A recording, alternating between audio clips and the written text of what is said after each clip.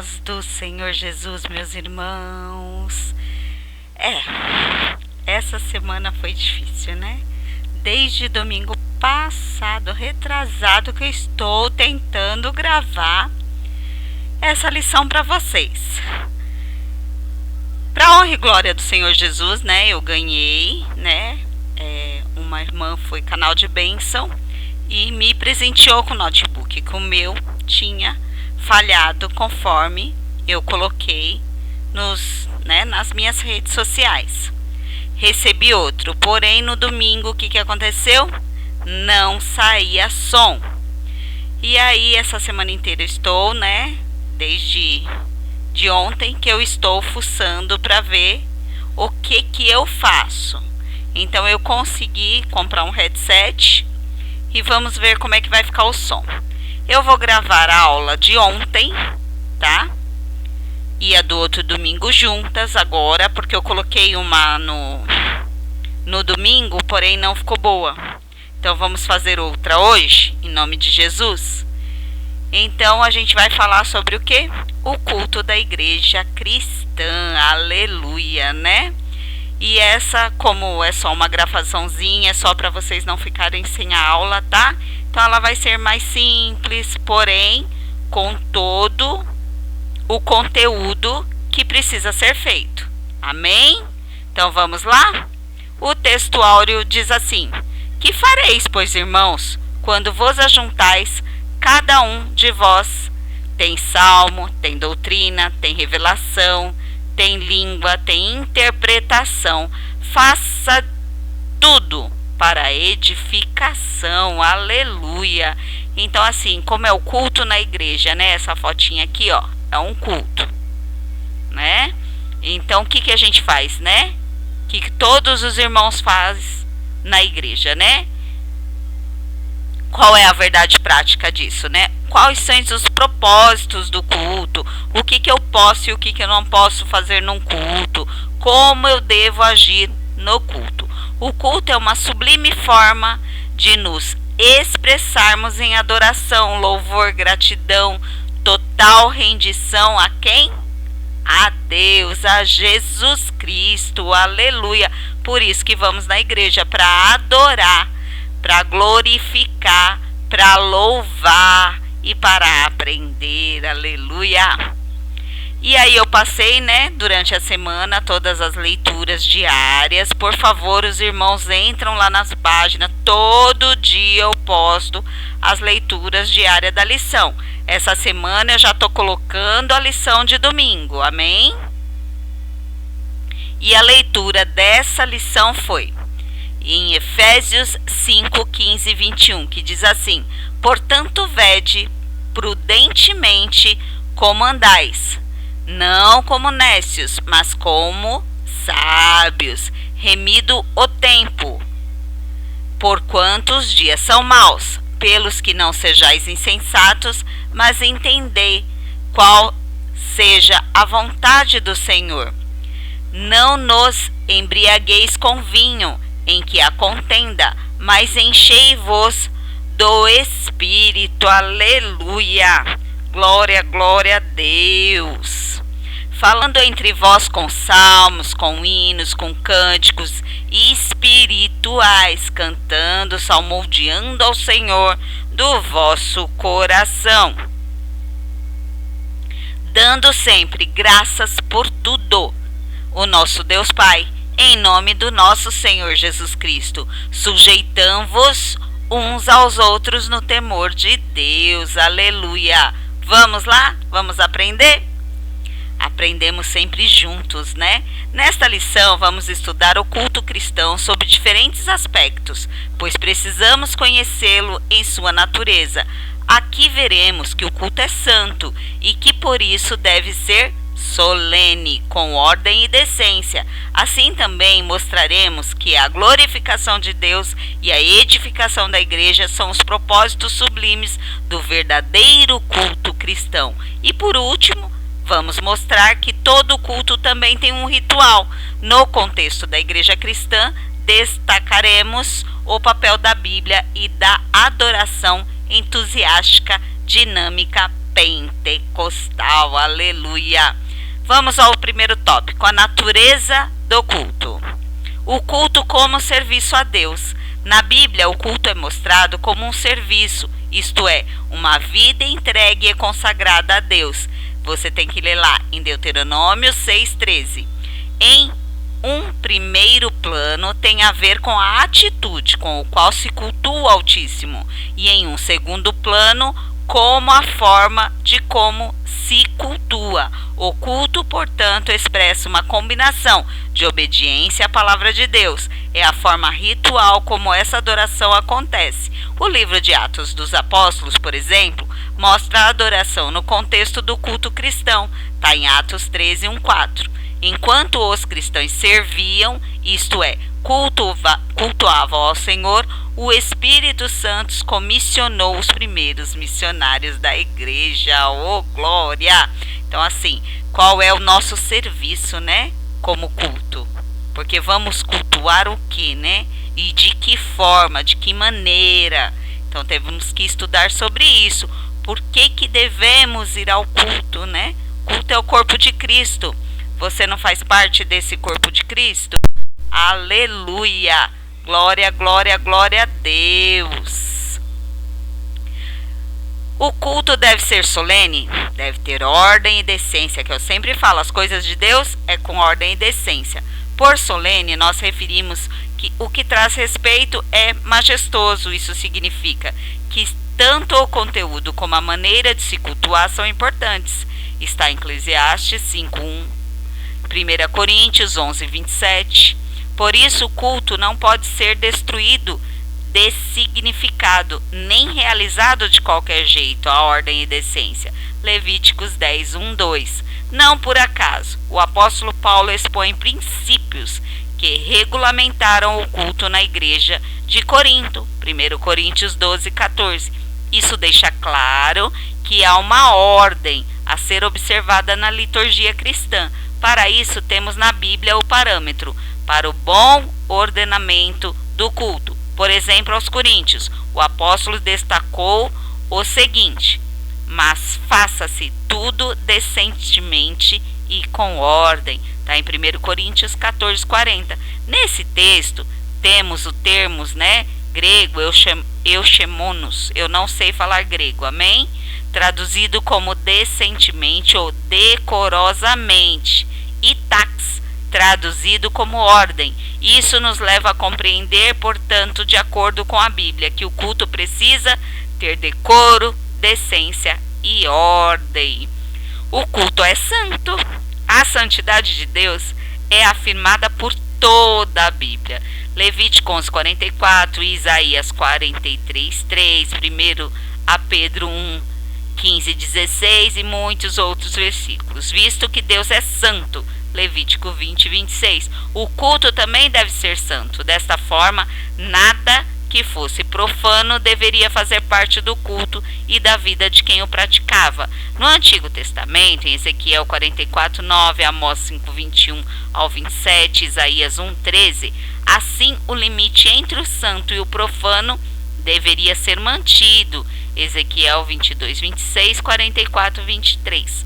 Por outro lado, o Novo Testamento também põe em destaque o viver cristão no esferado culto, isto é, de uma vida a serviço de Deus. Romanos 15:5. A igreja é o espaço sagrado onde o culto acontece. Atos 13:2. Assim como no Antigo Testamento, o culto cristão também não deve ser profanado. 1 Coríntios 11:17-18. Nesse caso, tanto na conduta como o modo de viver são elevados em conta na esfera do culto. 1 Coríntios 11:22. Sendo que o culto é uma forma de serviço a Deus, sua prática quer reverência, ordem e santidade.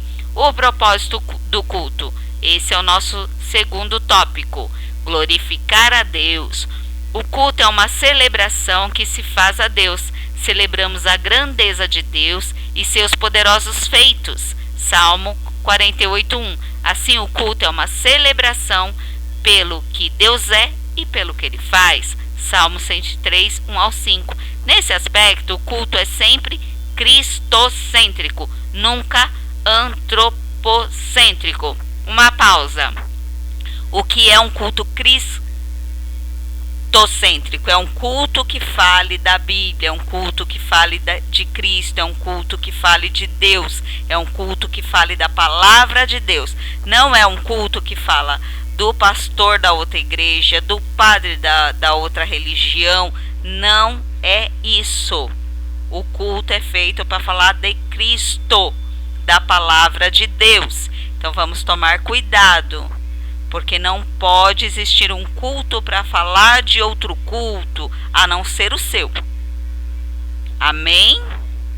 Por isso que ele tem que ser cristocêntrico e não antropocêntrico.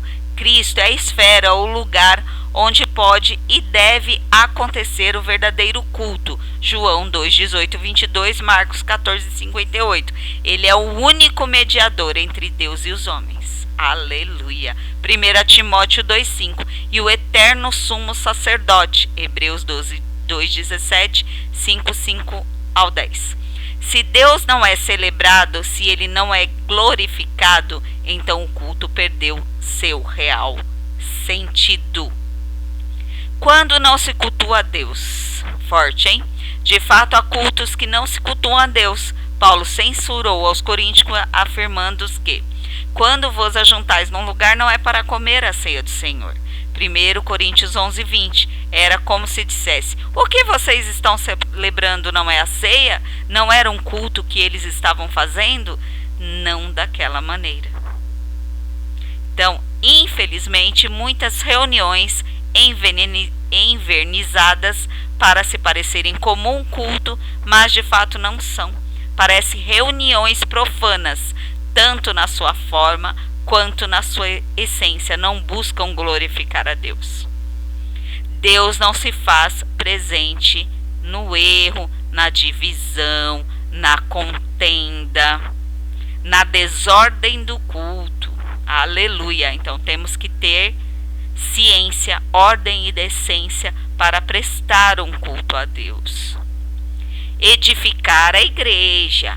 Um dos propósitos principais do culto é trazer edificação à igreja. Assim, na esfera do culto, tudo deve buscar a edificação. 1 Coríntios 14, 26. O verbo grego oikodomel, traduzido para edificar, ocorre 40 vezes no Novo Testamento, enquanto substantivo, oikodomé, traduzido como edificação, só ocorre 18 vezes.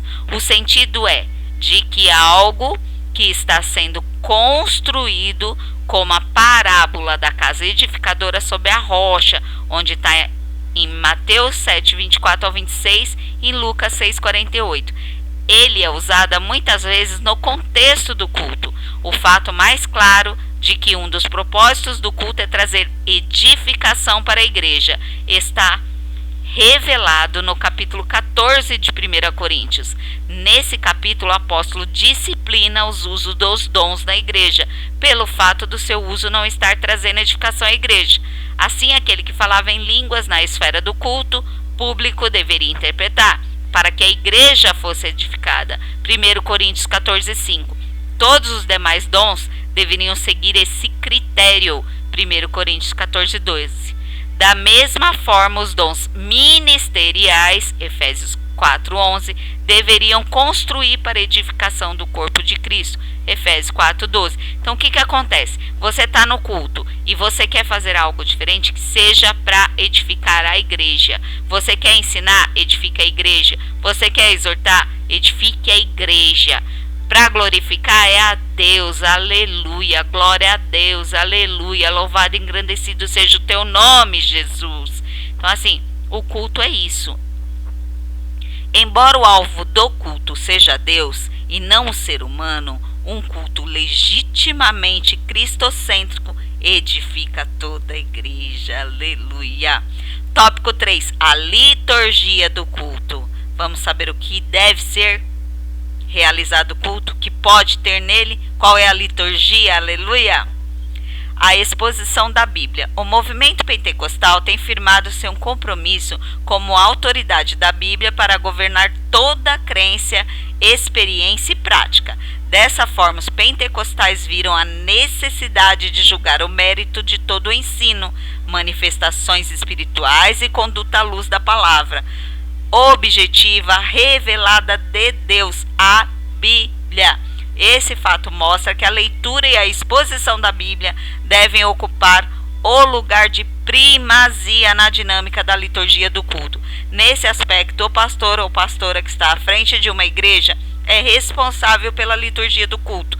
Deve ficar atento ao lugar que a Escritura tem no culto. O Senhor Jesus, nosso maior exemplo, fez da exposição das Escrituras a base do seu ministério. Está em Lucas 4, 16, 18, escrevendo sobre a liturgia do culto na igreja de Corinto.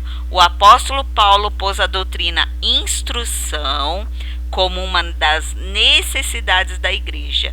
1 Coríntios 14, 26. Encontramos esse mérito apóstolo juntamente com seu companheiro Barnabé, expondo e ensinando a palavra de Deus. Atos 15, 35. Da mesma forma, o apóstolo ficou em Corinto durante muito tempo expondo as escrituras. Atos 18, 11. Então, assim, igreja tem que ter o culto de ensinamento, o culto de doutrina. Para quê? Para que o cristão aprenda a sempre se comportar e a conhecer a palavra de Deus. Então, o culto ele tem que ter ensinamento, ele tem que ter louvor, ele tem que ter adoração, ele tem que ter oração e principalmente a palavra de Deus, as Escrituras. Adoração entusiástica. Eita, povo pentecostal que eu amo. A adoração aparece em primeiro lugar na liturgia sugerida pelo apóstolo Paulo na igreja de Corinto, em 1 14, 26.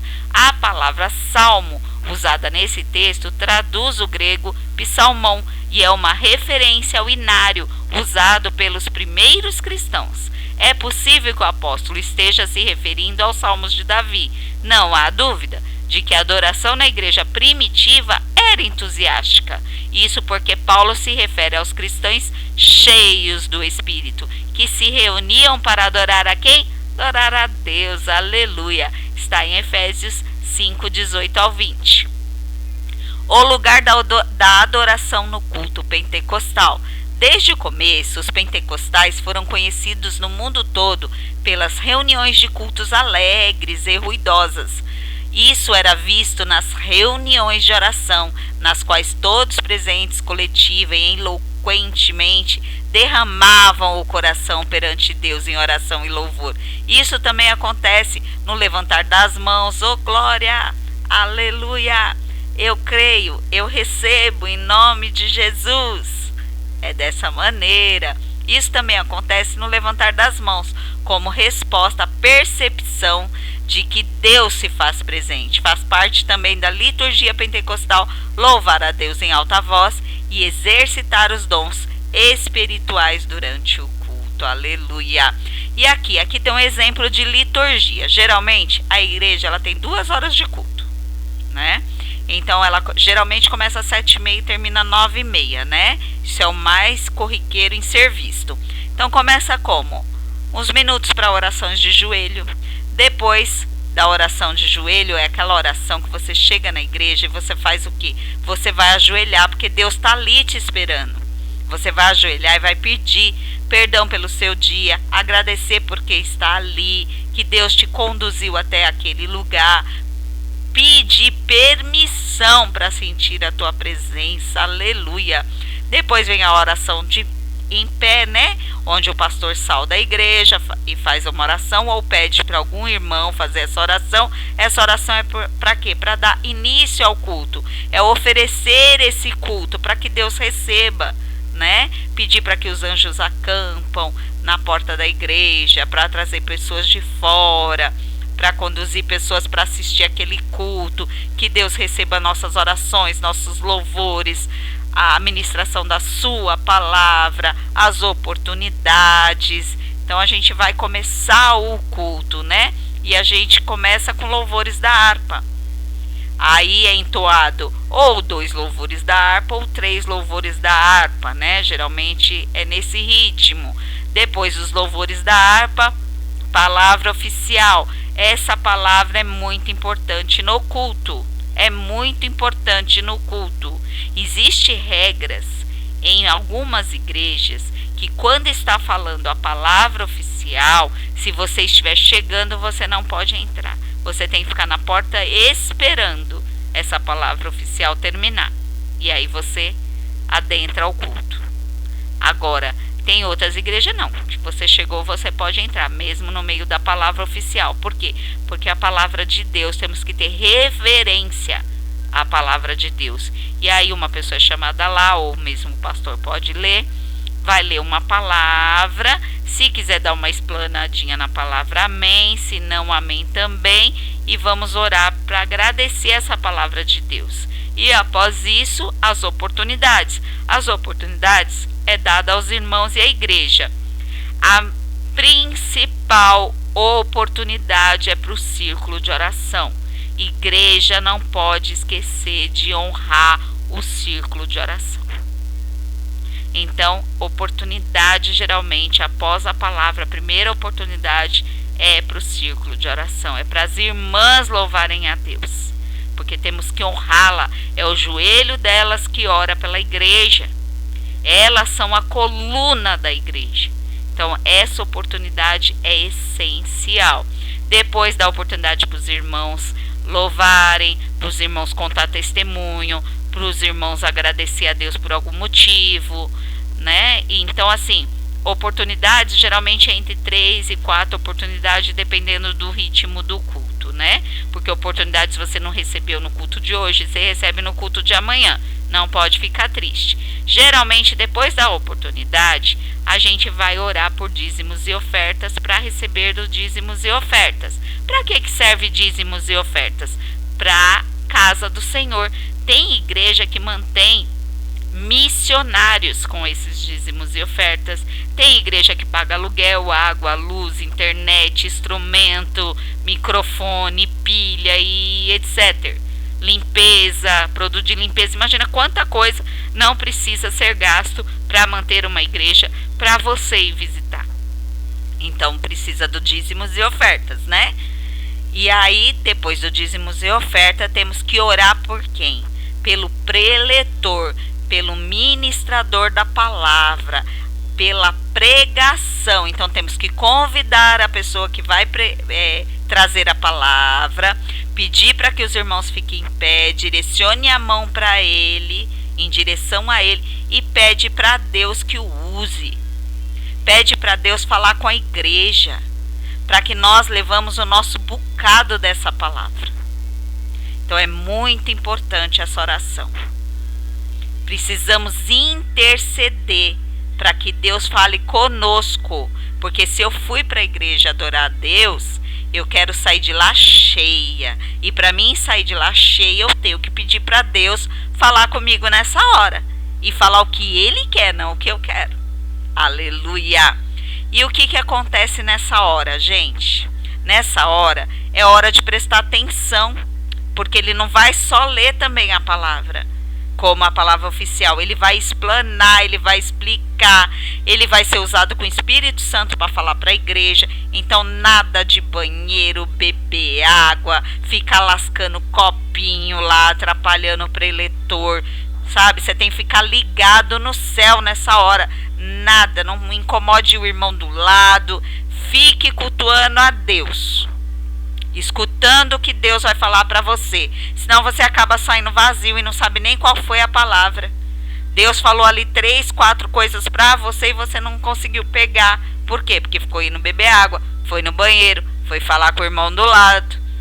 Então tem que prestar muita atenção nessa hora. É a atenção total ao preletor. Depois do preletor, o pastor geralmente faz a oração de encerramento, que é para acabar o culto, né? E depois da encerração, a bênção apostólica, para que vamos em paz para nossas casas. E assim termina o culto. Esse culto está com ordem e decência. Aleluia!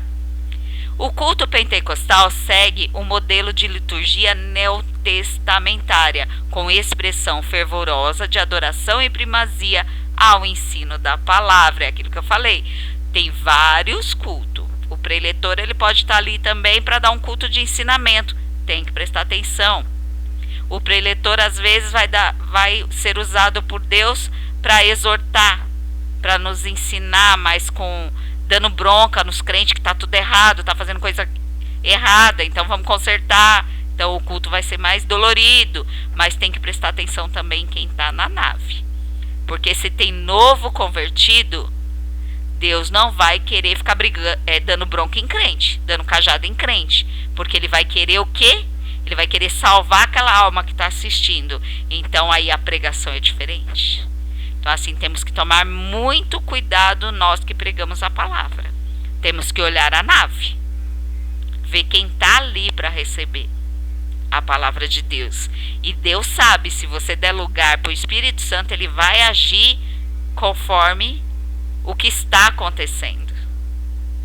Não conforme o seu coração deseja.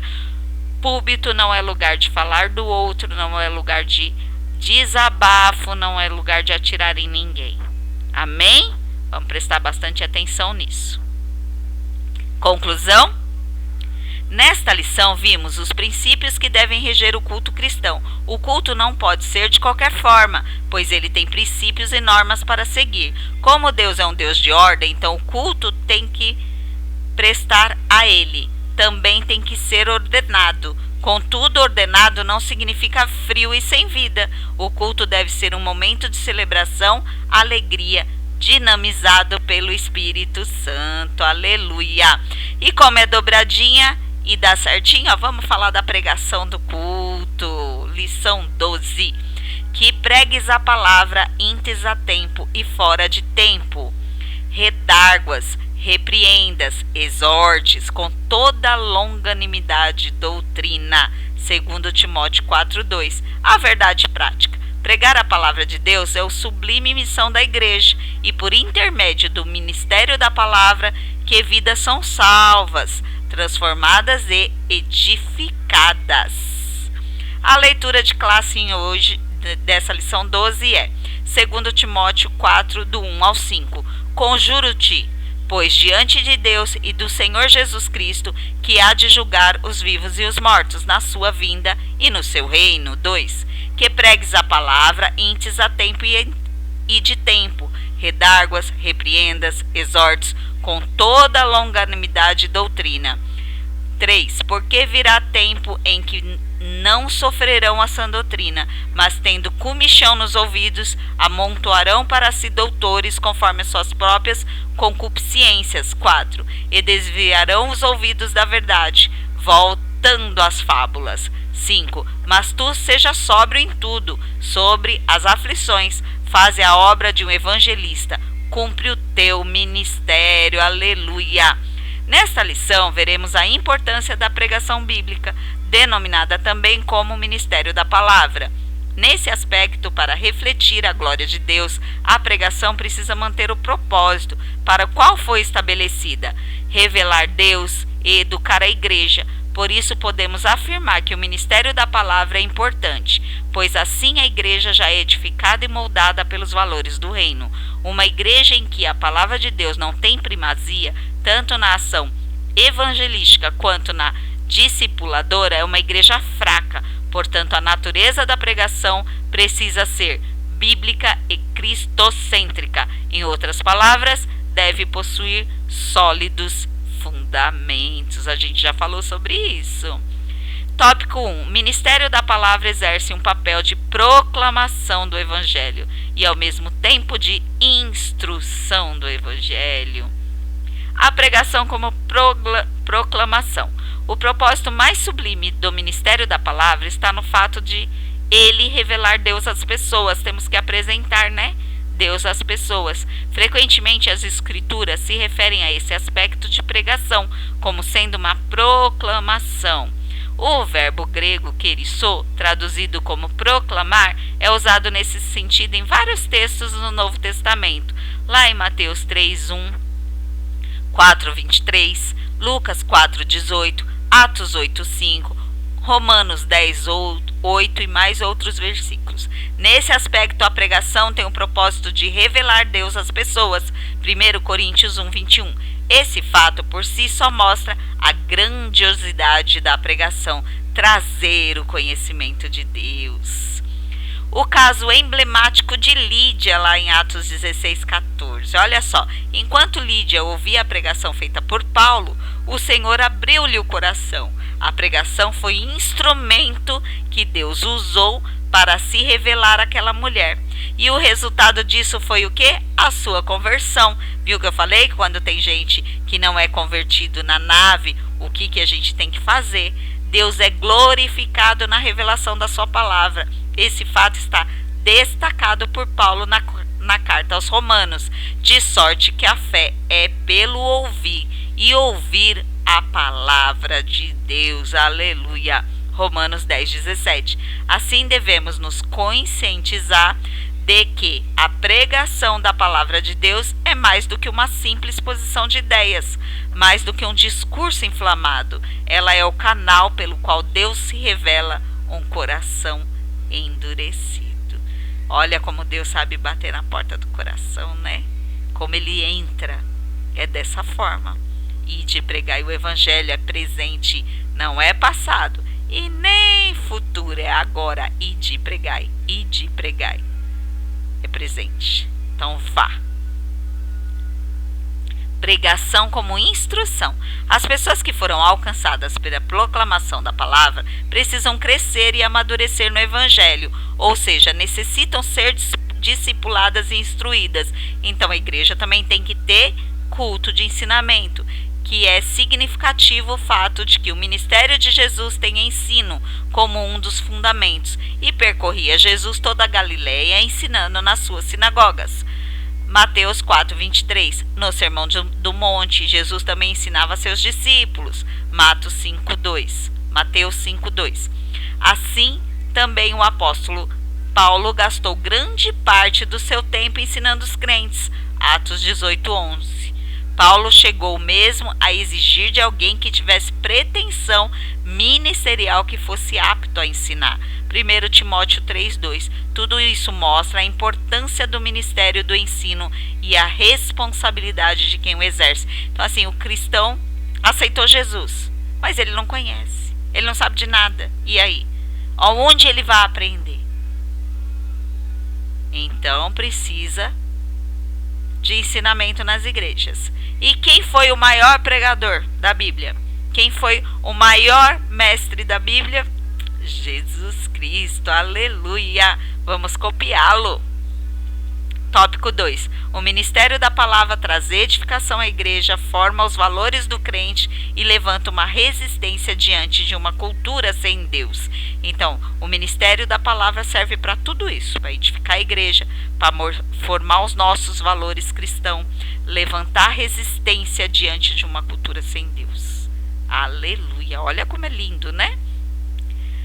Edificação da igreja. A palavra tem a importante função de edificar a igreja. Essa edificação vem pelo confronto que o Espírito Santo traz pelo ministério da palavra, que exorta e também consola. Às vezes isso pode vir em um tom de elogio, 1 Coríntios 11:2, ou em uma forte repreensão, 1 Coríntios 11:17. O termo grego paraklesis, traduzido como exortar e consolar, significa um chamado para ajudar e encorajar. Ele ocorre com muita frequência no Novo Testamento, sendo a maioria das vezes no contexto da igreja. Assim vemos Paulo solicitando a Timóteo que persistisse em ler, ensinar a palavra e exortar. 1 Timóteo 4:13. E Lucas, destacando que a igreja andava na consolação do Espírito Santo. Atos 9:31. Em ambos os textos se pressupõe o ministério da palavra como instrumento de exortação e edificação e a formação dos valores, né, de nós cristãos. A pregação é um importante instrumento para a formação de uma consciência cristã. A guerra cultural travada nos últimos anos contra a fé cristã mostrou a necessidade de a igreja afirmar cada vez mais os seus valores. Isso, contudo, só pode acontecer de forma eficaz por meio de formação de uma consciência cristã, fundamentalmente bíblica. Isso significa que a igreja precisa mostrar de forma bem didática sua forma de pensar, crer e agir, ou seja, é preciso definir sua cosmovisão, isto é, sua visão de mundo, uma visão que seja diferente à da cultura secular. Esta, por sua vez, sempre se mostrou hostil ao povo de Deus. Do contrário, não seremos capazes de resistir à inversão de valores por ela disseminada. Então temos que formar nossos valores no que eu creio. Amém? No que eu posso fazer, no meu testemunho de como devo ser. Aleluia. Resistindo diante de uma cultura sem Deus. Olha só, a gente tem que resistir. Temos que ser forte. Temos que saber o nosso foco onde está. Onde está o teu foco? Né? Qual é o meu foco? Para não cair numa cultura sem Deus. Jesus censurou seus discípulos, chamando-os de geração perversa, porque os viu agindo com incredulidade. Mateus 17:17. A influência de uma cultura sem Deus havia atingido negativamente os que andavam com Jesus. Por sua vez, no Pentecoste, Pedro também exortou seus ouvintes a salvarem-se daquela geração perversa. Atos 2:40. Assim também Paulo escreveu que Demas, um amigo de ministério, havia amado naquela presente era e o abandonou. Então assim, o crente estava ali, formando valores, mas não resistiu a uma cultura sem Deus. Esse mesmo apóstolo exortou os crentes de Roma e não se conformarem com aquela presente era. Nas duas últimas referências, a palavra grega aion, traduzida como era ou século, é uma referência clara a uma cultura sem Deus. Quais são essas últimas referências? Romanos 12:2, 2 Timóteo 4:10. Então, como que deve ser o ministério da palavra e a sua fundamentação? Deve ser cristocêntrico e deve ser bíblico. Amém? Conclusão. Após a exposição desta lição, constatamos que a igreja precisa manter-se fiel ao ministério da palavra. Isso só pode ser feito por meio de uma pregação genuinamente bíblica, que reflita os valores do reino de Deus. Para isso, não há atalhos. Numa cultura cada vez mais hostil à fé cristã, a igreja necessita proclamar as verdades do reino por meio da poderosa pregação da palavra de Deus. Aleluia! E a última lição do nosso trimestre vai ser domingo. Que lindo, né? Vamos avivar a nossa obra. Vamos falar sobre isso. Domingo tá interessantíssimo. E daqui, no outro domingo, em abril, começa a outra revista. E eu mostro para vocês novamente domingo que vem. E também depois eu vou mostrar os temas que ela trouxe para mim e para você. Aleluia! Vamos aprender juntos a palavra de Deus. Eu agradeço a Deus pela oportunidade de conseguir gravar essa lição para vocês. Tá corrida? Tá. Mas porém é para não ficar sem essa lição. Amém? E a gente poder entrar em dia no segundo trimestre. Eu peço perdão para todos os irmãos, porque eu tive esse contratempo com esses aparelhos. Tecnologia é fogo, né? Quando ela pega para falhar, mas Deus tem abençoado, é nele que eu acredito. Ficam todos na paz do Senhor Jesus. Aleluia.